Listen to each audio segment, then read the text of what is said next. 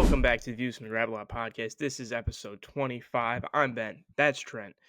We're back, and a lot to get into, a lot of good stuff.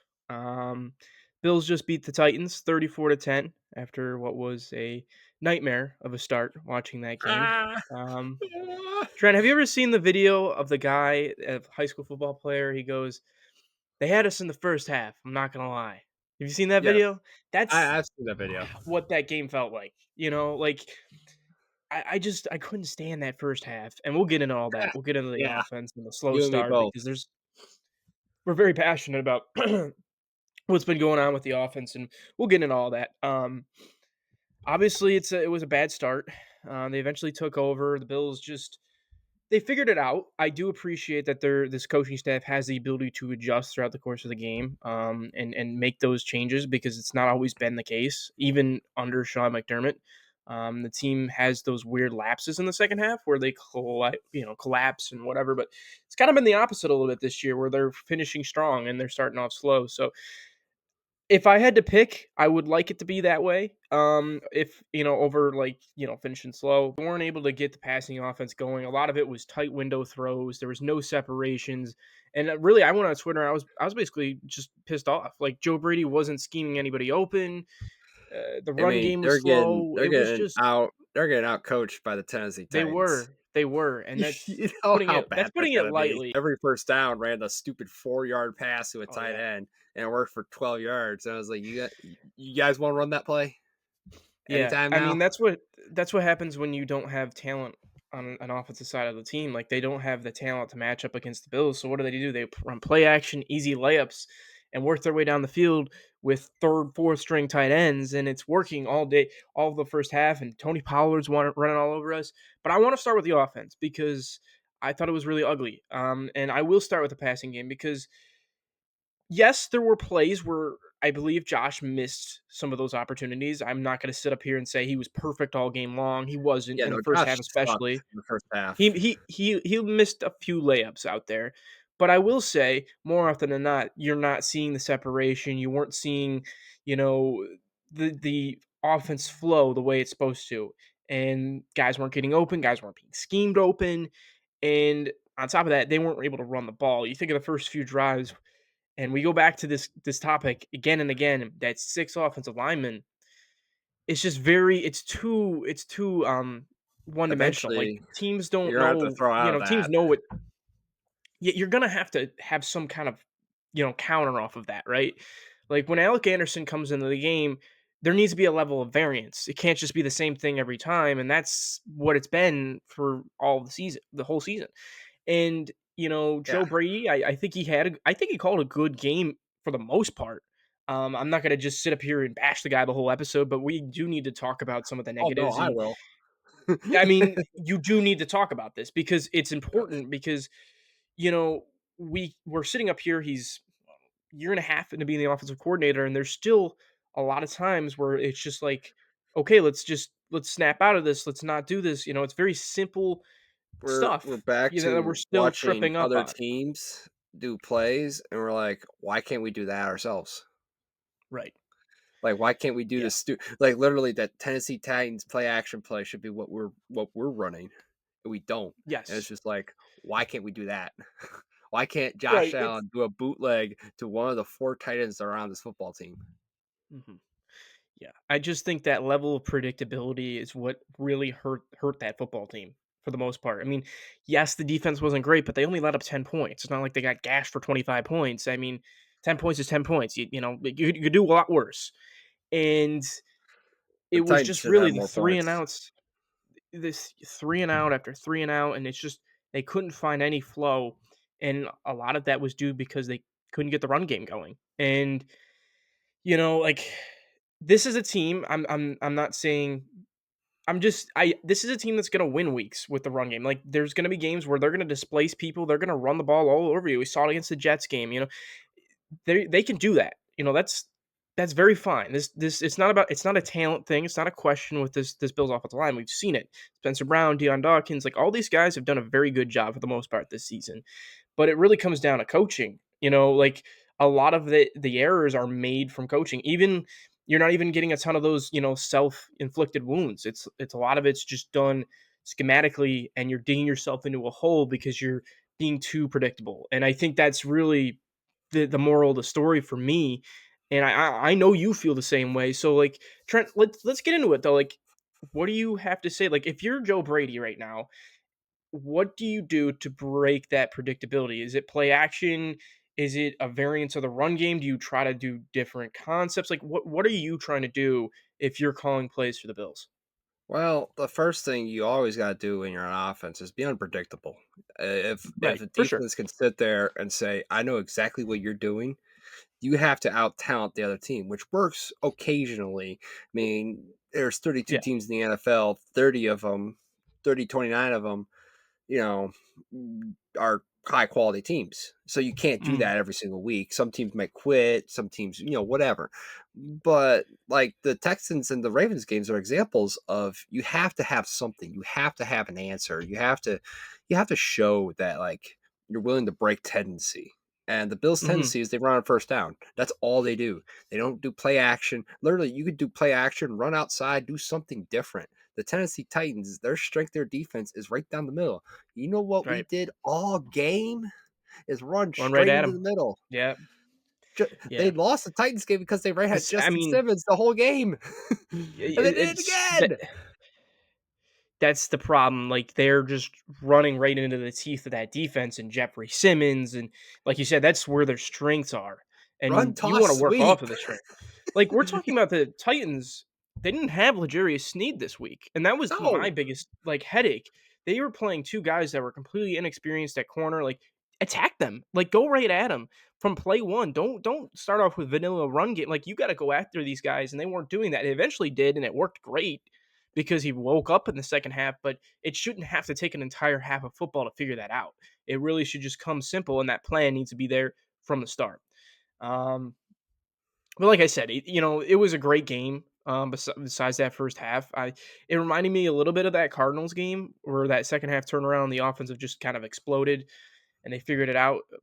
Obviously the defense played worse in the Arizona game, but um, I'm done well, talking about the bad. Let's move on to the good, Trent. And there is good in this game to take away, and it starts with the state of this receiver room, which we've had so many questions about, and a lot of them were answered this week. I still think there's questions remain because we didn't see Amari Cooper for the amount you wanted to. He played about 19 snaps, 35% of the game.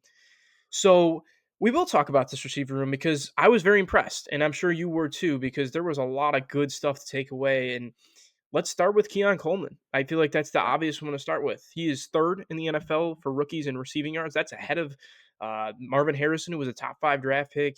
He's been excellent, and really, I see a lot of people on Twitter and X or whatever calling him a bust and just giving up on him. I'm like, you know what I've said many Where's times on this Xavier podcast, Worthy Trent. on this list? Exactly. You know what I've said many times on this podcast? Be patient. Be patient with rookies. You have to give them time, especially a guy like Keon, very raw player, very inexperienced, dual sport athlete. He's got all the athleticism and the traits you want in a receiver. Um, and you just got to tap into that. And I've been pounding the table for weeks and weeks to get him in the space, watch him work in the open field, and he'll make guys miss. And he did that. Think about that quick slant. It was late in the game. Yeah, you might classify it as garbage time, but it was a slant, and he just shook off 2 defenders and took off.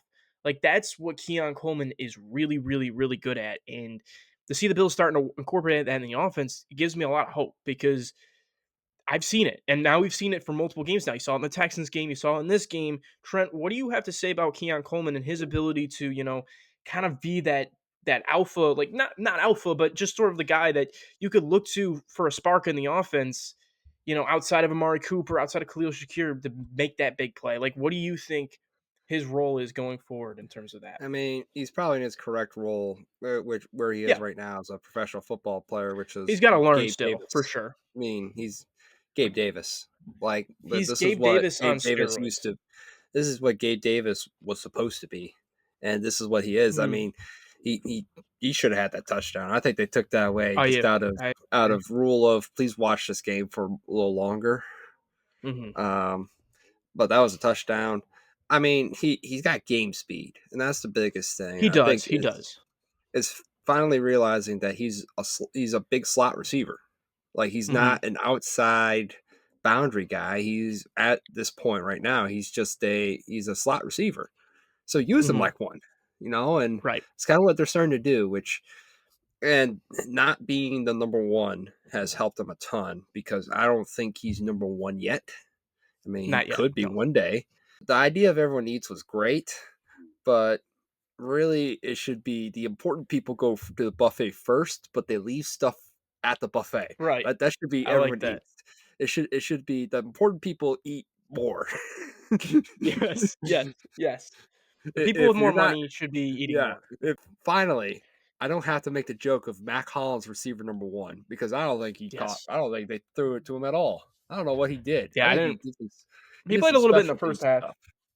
Yeah, Um, which I mean, I don't need Amari Cooper and out there then run blocking. once they started phasing Cooper into the offense more, you see less and less of him, which is always a good thing. I don't think Mac Hollins is a bad player. He's a No. certainly he fills a He role. Like he's a good fourth, fifth receiver for you. He does nice things, plays teams.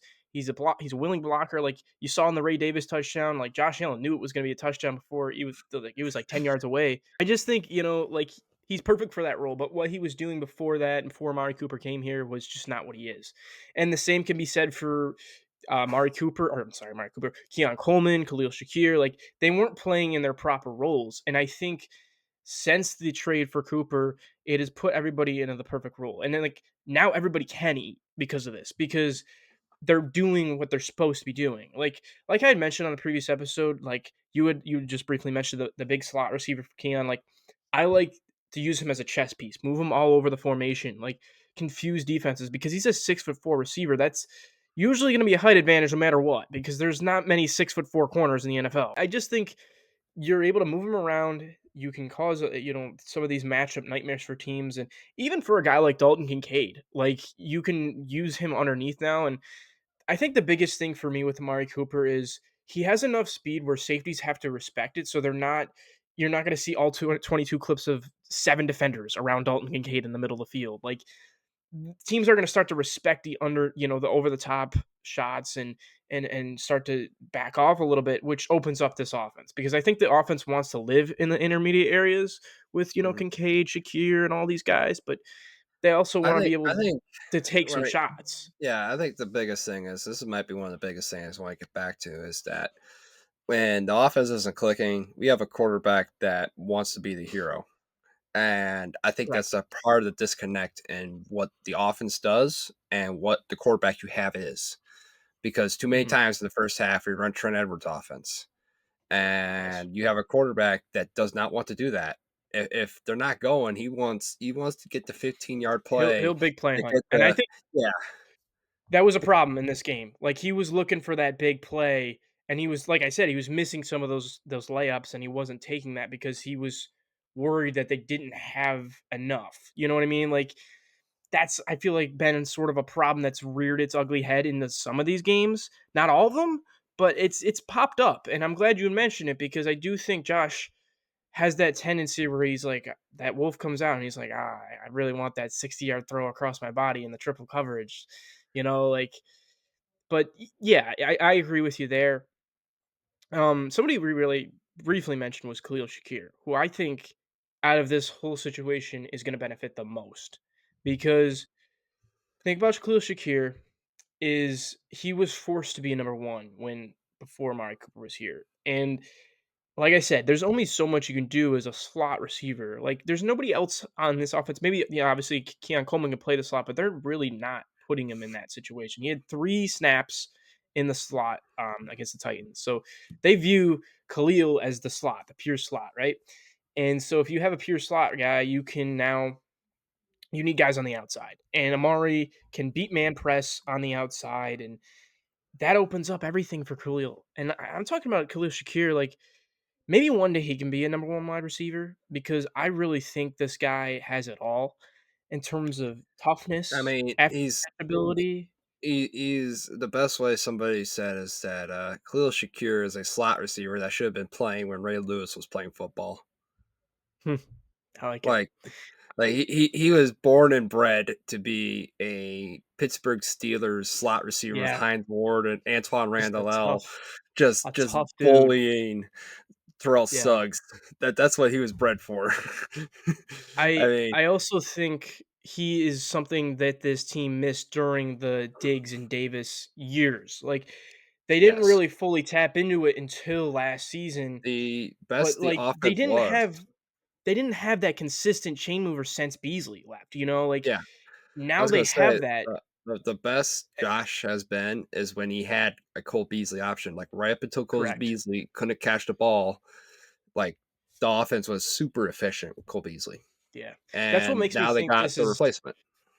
That's what makes me think this is the most complete receiver room they've had because everybody has a role. Like even back to Diggs and Davis, not everybody had a perfect role. Like they were looking for a tight end after Knox It's kind of fell off. Like still they never really I figured would it out. still And I say 2020 when your receiver room was Yeah, Diggs, Beasley, Emmanuel Sanders, Gabe Davis, John yeah, Brown, I do uh, forget about that Jake year. Kumaro, Dawson That was Knox a showed good up out of receiver room. nowhere, Tyler Kroft, like, that was probably the best armory the Bills have ever had, and they still got steamrolled in the AFC Championship. Yeah.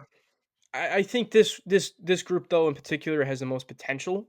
If you think about Keon Coleman, he's obviously a much better player than Gabe Davis ever was, I think. Um, Dalton Kincaid is the best tight end they've had since, Josh has been quarterback. Cooper, I don't think he's that far of a drop off from Diggs. I think Diggs is a better player, but I don't think the drop off is immense. That's oh, that And we began to talk about this. This is one thing I did wanna bring up at because some I point. I'm do think, glad um, they're starting to use Dawson Knox again yes, because it feels like they just kind of forgot that they have 2 tight ends that are NFL caliber receivers. yep. Like, They didn't they aren't see, the thing I've really talked about a lot with Dawson Knox is how good he is in the red zone. Like, he's yes. been one of the best touchdown, receivers in the He's league, phenomenal in the red zone because him and in the Josh playoff. operate in the same brain cell. Yeah. That So, scramble drill, like, crackhead play is always money in because January. It works. because, like, the trigger goes off in his head, he goes, "Hey, Josh is in trouble. Help." Right. Yeah. Yeah. I wanna go back to Shakir, though, because he has caught 27 of 28 targets. He's got a 90.4 catch rate since the start of 2023, and he leads the league still in EPA per target. So to me, you finally have your pure slot receiver. You have Cooper, who's your number one. You have Keon, you can move around the formation. We don't know what Curtis Samuel's going to be, and that's something I wanted to talk about because he's been dealing with injury after injury. So Trent, he's essentially your wide receiver four at this point, and we've had Yeah. many Ooh. discussions about this player because there's our fellow co-host predicted him to get top 10 in scrimmage yards, which even then, yes, it was a bold take, but no, just So no. And so at his, so Trent, what do you think his role will be going forward? Isaiah McKenzie's role. That's the only That's thing I what can I really was think thinking of. too, like the Deontay Because, Hart, like, which I mean, just send the guy deep, right? They don't have any try speed something. guys. Just send him deep. Mhm. Eventually, he's gonna catch it, right? Like, I mean, as much as You we would like to hope. as much as we like to laugh at Mike's really awful aged take, which, by the way, Mike's take was 1,000 yards receiver. Curtis Samuel's current pace for 17 games is he would be at 221 yards. That's crazy. That's crazy. To be top Wow. 10, be top 10, he'd have to complete the whole 17 games and find 410 more yards. So, sorry, if you placed a It's bet not on gonna that happen, based off Mike. of this Yeah. podcast, please stop listening to us for betting Y advice. yes. We we're I, not um, don't listen to us for betting. I it just makes that whole contract even more confusing because now he's your 4th option. You invested your essentially your first round pick in Keon, right? And you have Shakir, now you have Amari Cooper, so you're paying a guy $24 million, not per year, obviously, but over the totality of his contract to be your 4th receiver? I don't think there's another team in the league that's doing that. Maybe the Uh, 49ers with Jawan Jennings, maybe, but he's still more of a 3.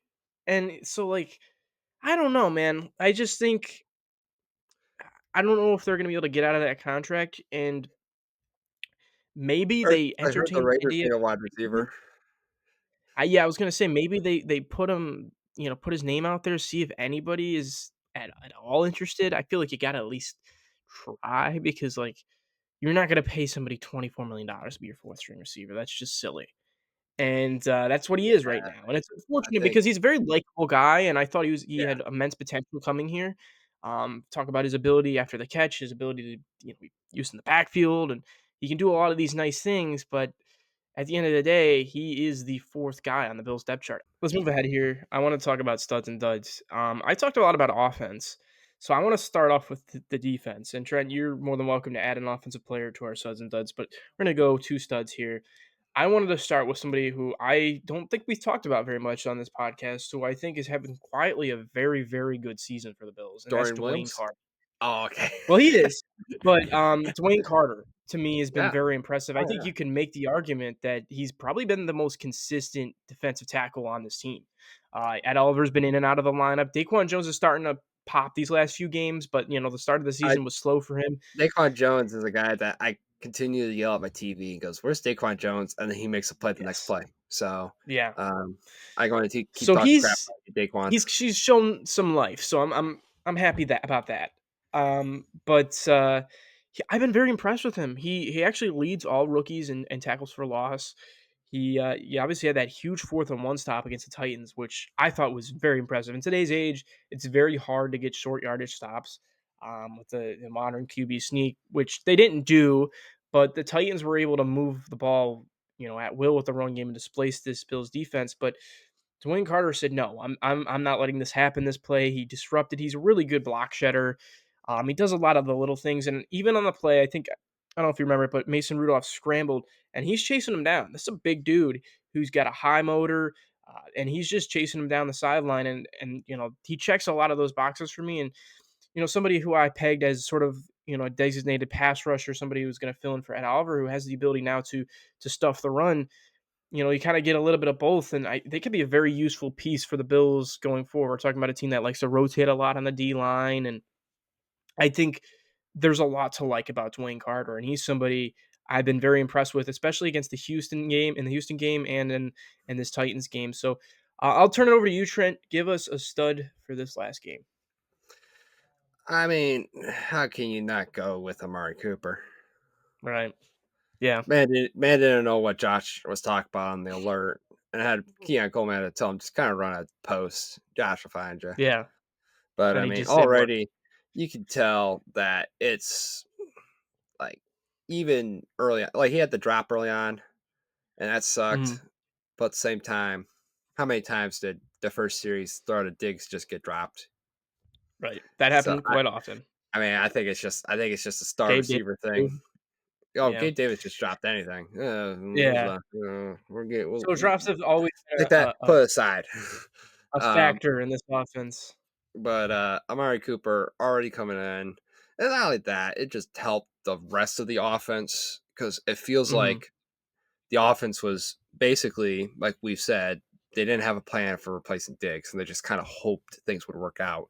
This feels Right. much like a replacement for Stephon Diggs. Is a guy Yes. that's plugs in as a number one, ready to go, out of the box, put it in the microwave for 30 seconds, pull it out, stir it, you're good to go.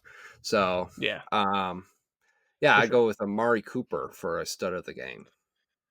Yeah, I love that as well, just because, like we have said now many times, is he's just helping everybody out, and that's exactly what we needed. And I think at the start of the season, I was very like, oh, maybe they can get by with this, but it came more clear, and when they play better teams, that they really lacked that guy to take the pressure off everybody. And look, I just view him as your man coverage beater. I don't really think the Bills had a ton of man coverage beaters, and then you can go to your zone beaters, which is Kincaid and Shakir, and you have options there as well. So, like, you're not gonna get completely plastered in man coverage, which is what I think the Ravens and the Texans were doing to the Bills offense.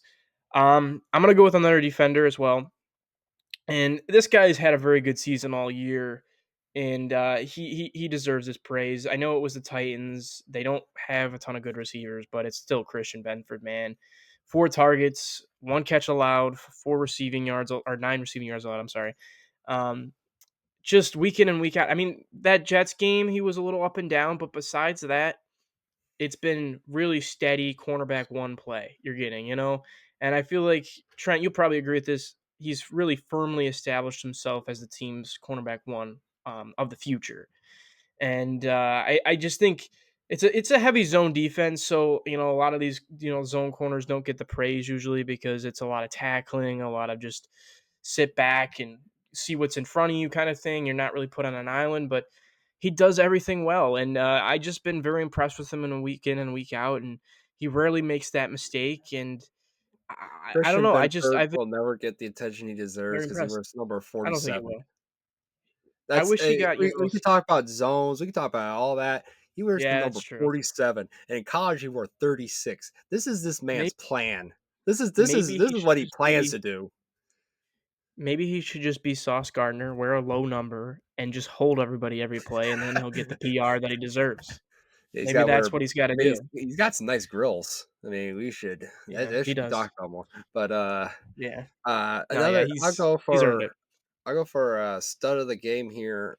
Spencer Brown. Okay, No yeah, didn't allow penalties. a pressure. Didn't allow a single pressure. Wasn't even called upon. Did nothing. Yeah, I mean, yeah. what more do you want out of an offensive lineman than? And also, he bulldozed quite a few people Yeah, I was on gonna one of those say trying to that. run. I mean, he I was think it was a freight train screen. coming down the He just track. absolutely he pancaked 2 guys on one screen. It was just beautiful. It was beautiful.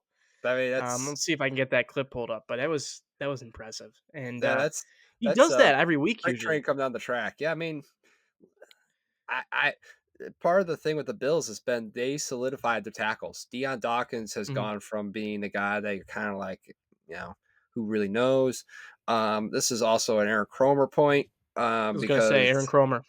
um, the offensive line, they finally because when Dion was a rookie, they had Cromer and they also just had a power run downhill offensive line scheme with Ewood, Mhm. Incognito. That worked perfectly. And I think the zone stuff for a bigger guy like Dion didn't work. And now they got big guys, which you can get big offensive linemen because you have a big quarterback.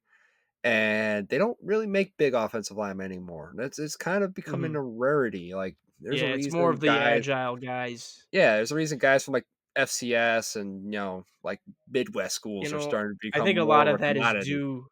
is due to that Shanahan scheme where you want guys Oh with yeah, lighter feet and that and and quicker, more the mobile guys, college offenses kind of move towards that kind of alignment too.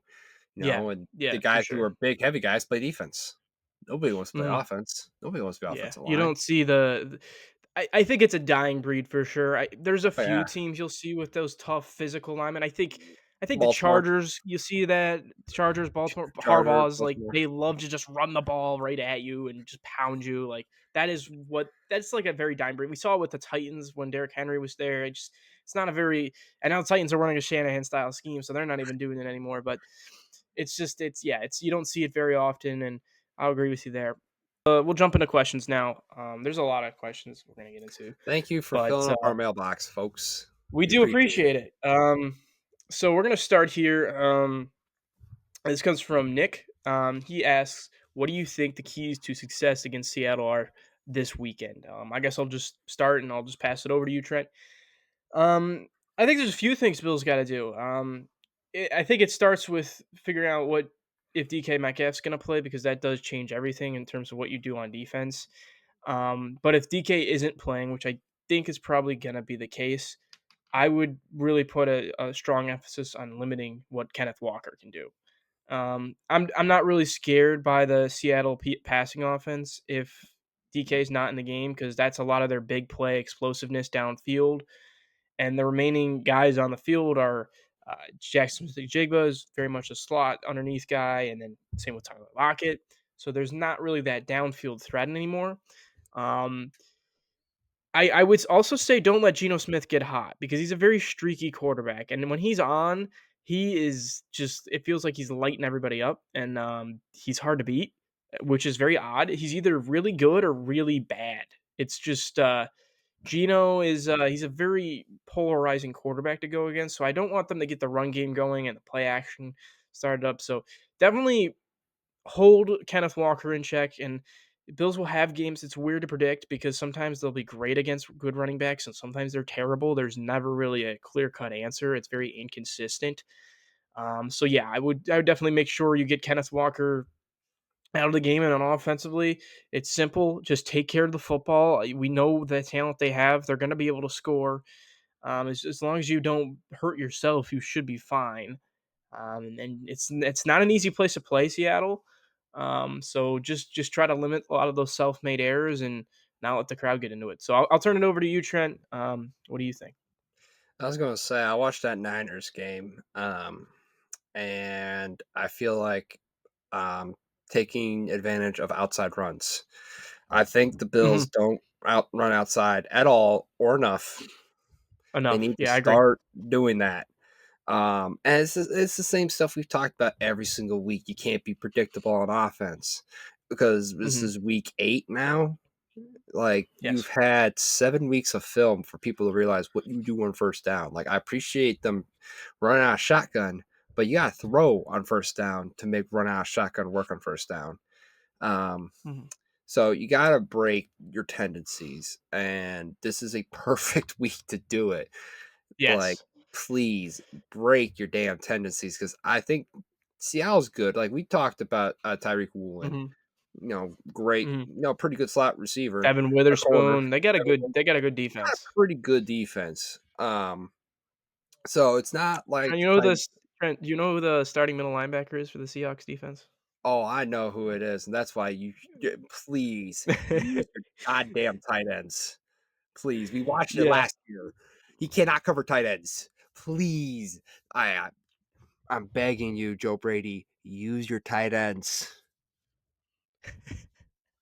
Dawson Knox, you're Make paying him too much money. Throw it to him. make Dotson work. Make him cover. Yeah. Make him actually have to cover the pass.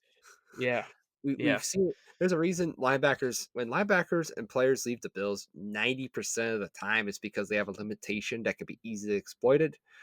Like I watched the Bears game the other day and I was surprised to learn that they don't actually use Tremaine Edmonds like a middle linebacker. They basically put him in Milano's role. And then even then he Mhm. doesn't really do all that much. So it works out great for him. Like they just run three Yeah. four the entire time.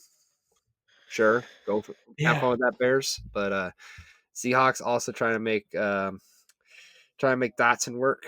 Uh, so I'm fully anticipating being mad for the first half at them running straight at Dotson. Mhm.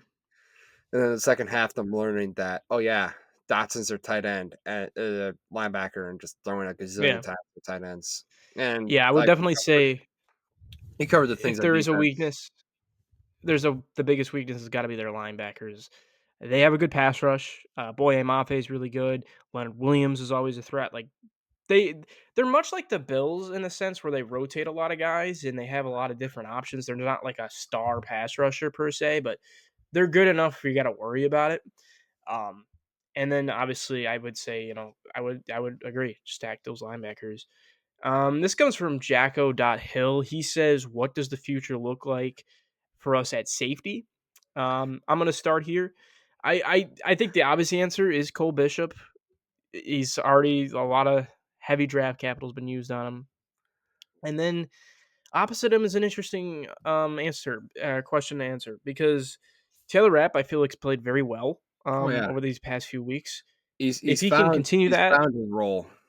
That's yes, the if he can biggest thing. continue that and maybe play that Jordan Poyer role well, maybe he's got a chance to stick around because he's really shown me a lot of promise that I didn't think was there um, these last few weeks. And I mean, safety is, I think, on the Bills defense is probably the most important position because of the Oh yeah, communication that goes on and what you have to do. You have to understand your role, your assignments. You got to understand if you're going to roll coverage. you have to know what you're doing. Like, it's a ton is put on you in a Sean McDermott defense to make sure those safeties know what they're doing. 'Cause it's usually a 2 high shell, and those guys are tasked with doing a lot. And, Rapp's done a really good job over these last few weeks. It's gonna be interesting to see how that plays out the rest of the season. Um, but I think if he sticks, it's gonna be Bishop and Rapp. It should be, at least, and Lamar Hamlin's sprinkled in as your 3rd, and I think you can be fine with that. Yeah, Damar Hamlin should be But your you back. do need Cole Bishop to take that step, which, the Bills are usually very good with developing secondary guys, outs with the exception of Kyrie Elam.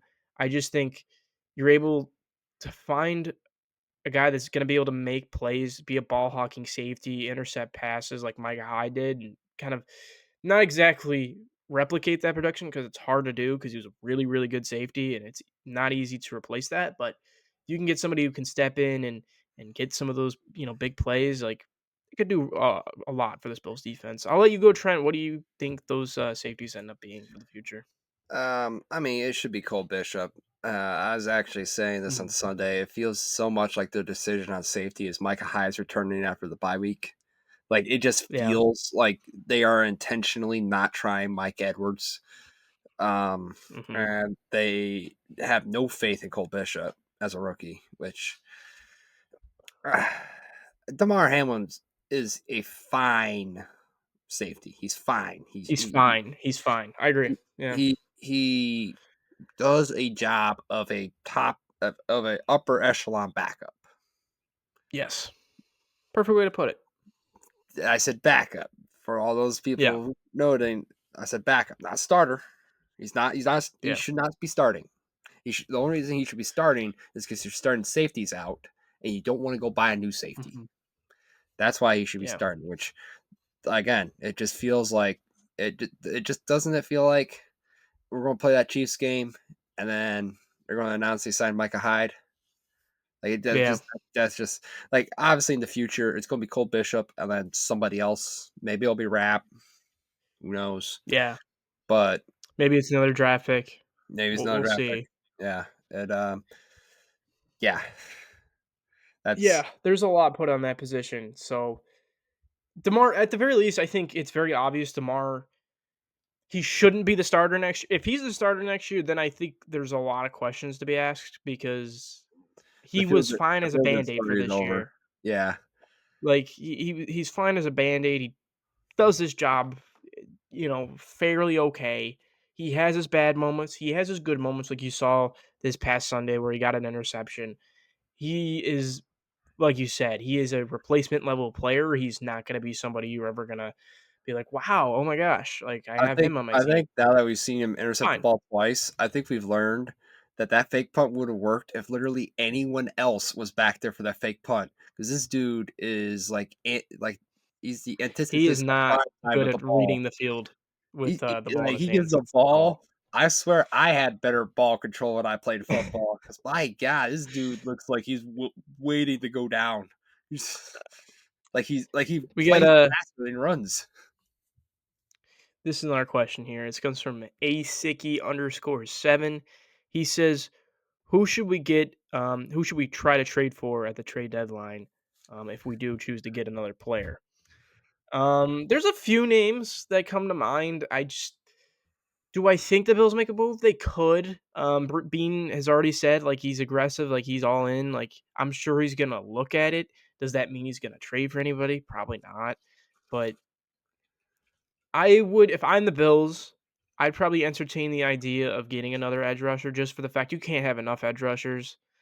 Um, you know, Von Miller is older. You can't rely on his health over the course of the season. He's been suspended. You know, you might, if you lose another edge rusher, you're really thin. I would look at a team like Cleveland, see what Zadarius Smith's worth. He's been a productive guy throughout the course of his career. He's played in a lot of playoff games with Green Bay. He's got 4 sacks this season, and I think he's somebody that you can really rotate and sprinkle in your rush there. And every down, you have a guy that's capable of getting good pressure. And I think if you have a deep unit, you're never gonna probably get that number one guy until Vaughn's contract's off the books. I think you're gonna be looking at trying to build a deep. group that can rotate and bring a lot of different names in the hat. So I would look at a guy like that. I don't really see them adding on offense. I know we got some questions about Cooper Cup and some other receivers. I just don't think it's realistic that they're going to add another receiver. We've already kind of said receiver room's complete. Everybody's got a role now. It doesn't make sense to add another guy, and that would make Curtis Samuel your fifth receiver. We're talking about a guy that's $24 million for wide receiver four. If we're paying him $24 million to be our wide receiver five, I might just light myself on I think he'd fire. be wide receiver I number mean, 6 at that point. that'd be wow, that'd be crazy. I mean, I would love Buda Baker, but I don't think he's for sale. Yeah. So, and I don't think he's at a price Yeah. people can afford. Like I said the other day, we were bargain bin hunting. That's how you find Amari Mhm. Cooper, mainly Andre because, Cisco is probably somebody for safety. That's about it. yeah, yeah. Even then, like, how much of an upgrade are you getting from Andre Right. Cisco that Yeah. we don't even trust Mike Edwards to play safety, and he's kind of been Yeah. here since July. How are you going to trust? Like, I don't. No offense, because Andre Cisco, I just don't know how much better he is than Mike Edwards. Is he that Right. much better that he can surpass Mike Edwards? So, other than Yeah. that, Zadarius Smith was really the only one I was thinking of. If we keep not having linebackers, I'd call teams up who have linebackers. I haven't really seen Yeah. any teams that might suck and have linebackers worth a damn People were because saying Devin Lloyd from Jacksonville was a name that's floating around out there. Could be interesting, but I mean again, Jackson was about to rebuild, so are it's you gonna possible. trade like a third round pick for a third string linebacker on your Well, I got team? bad news for No. you, pal. We don't got a third round pick, so I mean, yeah, exactly. Like, that's like they're that's not kind gonna of the limit of what or they could do.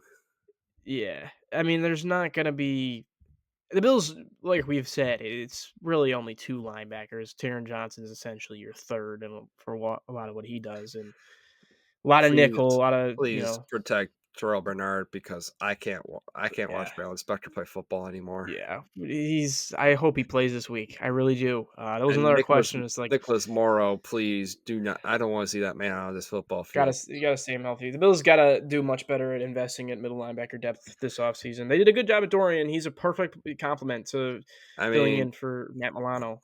I uh, mean, fourth in the NFL in how tackles. far off is this Ede Ufulashalo guy from playing? Like he can't be. I Is he haven't that heard far? anything. Is he on Is IRs? I think he might be on no, IR he actually. just doesn't play. He's just Oh, not yeah, there. that's probably Like, does he is he awful at special teams? maybe that's the We case. He just saw got beaten was out Joe by other guys. we saw Joe Andreessen once he actually played in a real game. We're like, okay, this is kind of why he was undrafted. He looked Yeah, too small, little, but I mean, he looked about the same as Nicholas Morrow. So special teams. Yeah, yeah, please don't have yeah. Nicholas Morrow play football. Please Please don't. get him off my Yeah, there football should be field. no scenario where he's on the field. So of course Yeah, you'll be covering Travis Kelsey on the final drive of the AFC yeah. divisional round game. AFC divisional game, 3rd and 10, and Nick Morrow is on an island. Yeah,